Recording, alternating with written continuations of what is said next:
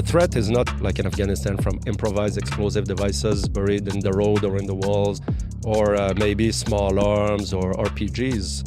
Now it's like you have a couple of minutes, if not seconds, to move out of there because you've been identified by a drone and now there's a missile coming in. Hi, I'm Captain Adam Orton with the Canadian Army Podcast. Recently, the Canadian Army has picked up a new vehicle, and in classic Army style, we've named it with a bunch of letters. In this case, the LTV, which means Light Tactical Vehicle. Here to tell us why this piece of equipment is something people should be excited about is Major Samir Khalil, who is the project director for the LTV. Welcome to the podcast. Thank you. I'm very happy to be here. Thanks again for the invitation. And talking about new kit, everybody loves that.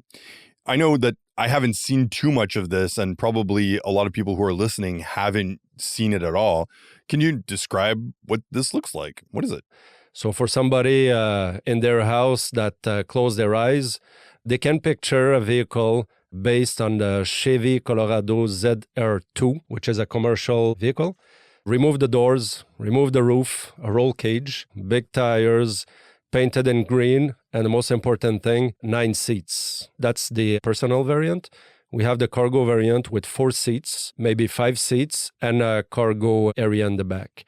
You can add on top of that weapon mounts on the side. You can have weapon mounts on top of it, and you can have at some point in the future weapon mounts in the cargo area and even a weapon turret. So I think this is the best way to describe the vehicle. Commercial based with weapon system, no doors, no roof, and a lot of off-road capability, a lot. So that's what we're getting, but why do we actually need this vehicle? This vehicle is being implemented in the system at this time. The purpose is to fill a capability gap. In the system, we have different kind of vehicles, but we noticed that we had a gap specifically related to a complex terrain.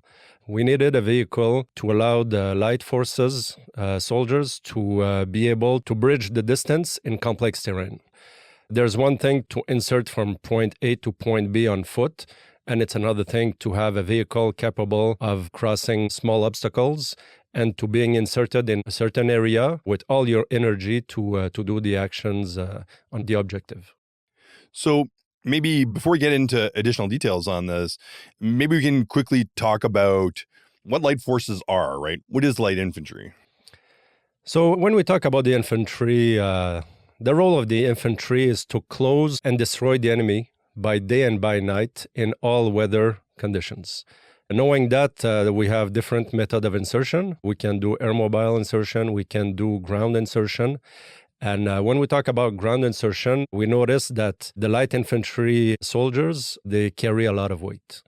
We talk about ammunition, weapon, water, ration, and sometimes, extra equipment. So that's a lot. The rucksack can weigh up to 120 pounds, if not more. I'm not saying that everybody carry that weight, but a lot of people carry that weight. And the fact is, you need all that equipment and food and ration to be able to last in the field for a couple of days, to be independent, okay? The less movement you do in an area of operation, the more likely you'll be able to survive, not be detected. And so this vehicle is there to support those activities. So what scenarios would you use it in? What does it get used for? We have 2 variants. We have the 9-seater variant that can be used to transport troops to a certain point of insertion. They disembark from the vehicle and carry on the rest of the insertion on foot. Okay, you don't want to get the vehicle too close to the enemy, especially when you do an insertion at 3 a.m. The engine of the vehicle will give your position away. Sounds travel very far at night. So that's a way of doing things for the 9-seater. We have the cargo variant. We have the 9-seater variant that we can mount some weapons on top of them. They can be used as cutoff. They can be used to transport the weapon system, dismount the weapon system on specific locations. One thing that is important also to notice for the light infantry forces, it's one thing to get in the field, to get in an area of operation, to conduct your mission, but now you're tired, you're exhausted, maybe some people are injured, and now you need to extract from that area. And the last thing you know is to be slow in the extraction phase. So those vehicles will allow us to get our guys and girls back home in a safely and timely manner. Yeah, and that last bit is truly the most vulnerable section. Absolutely. Maybe you're low on ammo, you're transporting casualties, sometimes on foot if you don't have additional mobility support. That is one of the most vulnerable phases of an operation. And even if you have a reserve on hand or something to support your quick reaction force, you're still in a vulnerable state at that point. Absolutely. And I would add, you can rely on a quick reaction force. We call it QRF, the reserve and all that. But the question is, are they going to show up on time? Or is the commander able to commit those reserve to support you? The fact is, when you're doing the extraction, from experience, people are looking at the ground and they can't just wait to get back home and, just take a shower, clean their weapon, and you know what I mean? So we know why we need the LTV now, but what capabilities does the LTV actually have that don't already exist, like in the G-Wagon, for example? Yeah, we can talk about the G-Wagon. No, G-Wagon don't have the same payload. We cannot carry as much kit, ammo, rations, and all that to sustain ourselves for more than 24 hours. Mm-hmm. So G-Wagon, it's you have 4 soldiers, weapon system, ammo, and now you have to choose between rations and water, and you have to make some hard choices at some point. The thing here, when you refer to capability and all that, what that vehicle brings to the table, in a simple sentence, it allows us to sustain ourselves and to be autonomous for a longer period in the field, thus avoiding or trying to avoid detection and minimizing the movement of resupplies.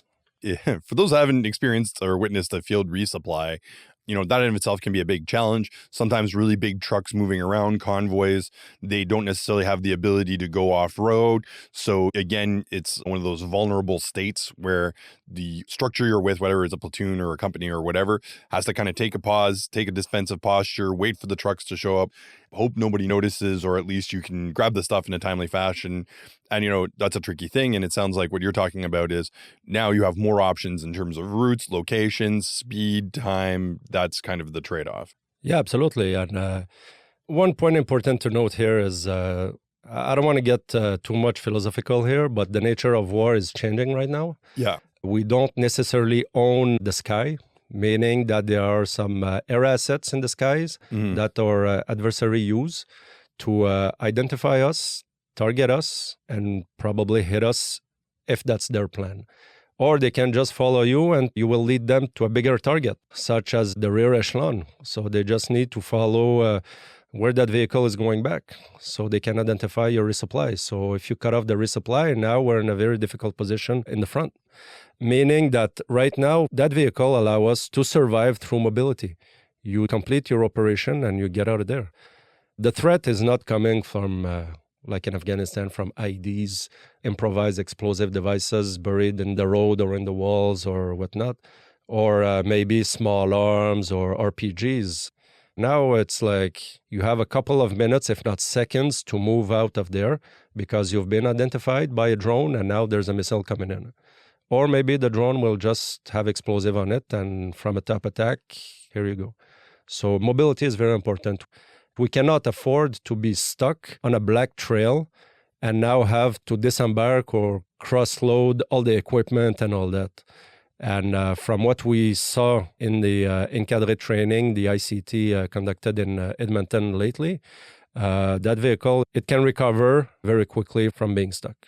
And so therein lies the nature of warfare in terms of vehicles, which we've talked about on Armored podcasts in the past and such, which is it's that trade-off of mobility, protection, and firepower. And as technology advances, it's easier to get a little bit more of everything. But at the end of the day, if you want a heavy armor, it's going to be slower. Or if you want a heavy weapons platform, it may be slower. And you're constantly trading that ability to move quickly and easily through spaces, easily transportable stuff. Tanks can't just be picked up by a Chinook or something. And you're constantly making decisions. And it's what do we have available to us to be able to execute missions? Actually, I saw some comments and I heard some comments left and right about ballistic protection. Mm-hmm. Yeah, you can have a vehicle fully armored and protected and all that. But in my opinion, for the light infantry forces, this is not suited for them to accomplish their mission. Let's take the example of the Canadian Forces. When we see a vehicle, are you going to engage an adversary or enemy tank with a 9mm? Absolutely not. You're going to use the proper caliber to address the proper threat.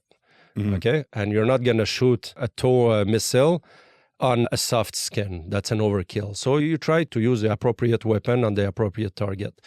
All that to say that we can improve the vehicle, put heavy doors, armored doors, and all that. The adversary will just increase what kind of weapon they will use. So right now, you guys are using a light tactical vehicle that is fully armored. We're going to use a heavier missile or a more penetrating missile system. But the thing here is, if you're able to move quickly, you're not even there when you know they're going to confirm or positive ID you. The second part of it is air mobility, transportability. That is very important. When we know that a lot of operation conducted by the light infantry forces are the insertion is through air assets, air mobile operation, that vehicle needs to be as light as possible in order to be carried by Chinooks. Okay, we don't want to spend a whole day going back and forth with helicopters to insert a platoon. So now we're able to get two vehicles in a Chinook. We can sling load the vehicle. And when we get on the ground, the helicopter lands on the ground, you roll out the vehicle, put your weapon system on top of it, and you're good to go. It's funny you bring up the internet comments and watching the videos and just seeing what people have to say about it, right? And a lot of people have highlighted the, let's call it cover aspect of it, because there's armor which protects you, but even there's like protection from the elements and all of that stuff. My first thought was just like, we have snowmobiles. You're never covered in that. You're out doing Arctic operations. And then also, if you're dismounted, the weather's still there. Like, what consideration has been given about that? I'm not going to say that, we considered every element possible that the universe can throw at us. That is not true. But the cabin enclosure was considered. The heater was considered. Ballistic protection was considered. But we had to factor in other elements, like I mentioned before, for the ballistic protection, the weight versus, the consequences on the air asset transportability. When we talk about cabins and head cover, it will be important in the project, especially to protect the soldiers from the brass, especially if we use weapons on top of it. For the cabin enclosure, I'm a little bit mitigated. And from what I heard in Edmonton, that's a nice to have, okay, of course. But the positive comment that I heard, it's like, anyway, we're used to do operations on foot, and now it's just a way to get there quicker and to get back quicker. I agree, but it is already taken into consideration, but that comes with a price, So we have to set priorities of what we're going to get.